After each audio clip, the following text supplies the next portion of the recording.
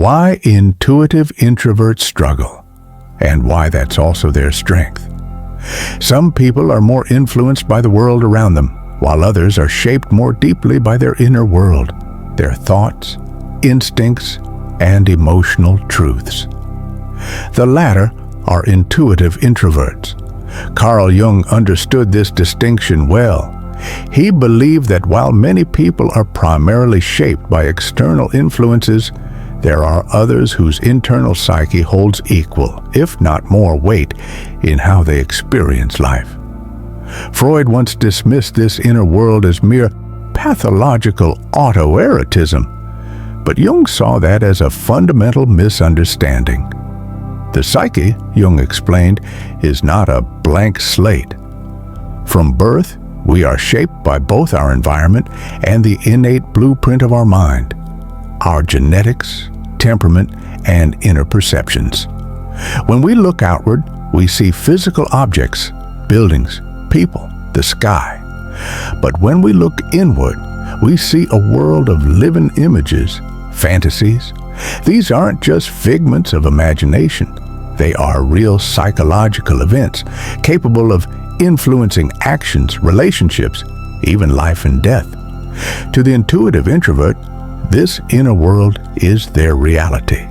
But speaking of it often leads to misunderstanding, so they stay silent. They're not quiet because they lack thoughts, but because their thoughts are often too complex or abstract to be easily understood. They experience life differently, one foot in the material world and one foot in the invisible realm of meaning. Jung called them introverted intuitives, and he believed they often suffer the most. Their pain isn't usually loud or dramatic. It's subtle, constant, and existential. It's the ache of being misunderstood, of feeling disconnected even in a crowded room, of knowing their inner world holds depth that few ever see. These individuals sense undercurrents in every conversation. They pick up on tension no one else notices. A single offhand remark, "I expected more initiative," can send them spiraling into hours of self-questioning. Was I not good enough? Did I disappoint? It's not overthinking. It's deep perception. They feel tone, energy, and intent, not just words. This sensitivity, while powerful, is also exhausting. Small talk drains them because it feels meaningless. Social media overwhelms them, not out of envy, but because of the emotional noise. Their minds are always moving, always interpreting.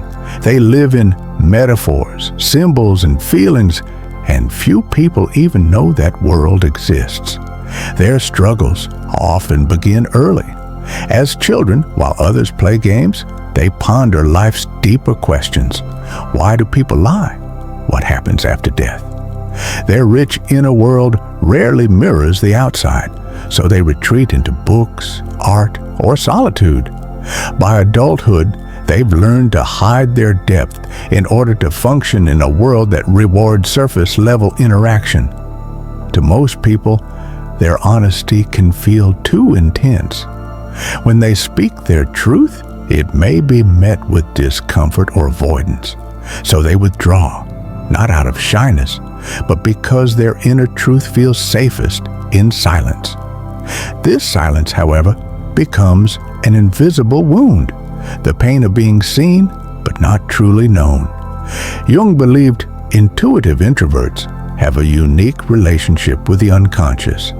They don't just think, they perceive what lies beneath. He called them mediators of the collective unconscious, carriers of humanity's dreams, fears, and archetypes. When they ignore this part of themselves, they can fall into depression or existential crisis. But when they embrace it, it becomes their gift. So how can intuitive introverts find peace?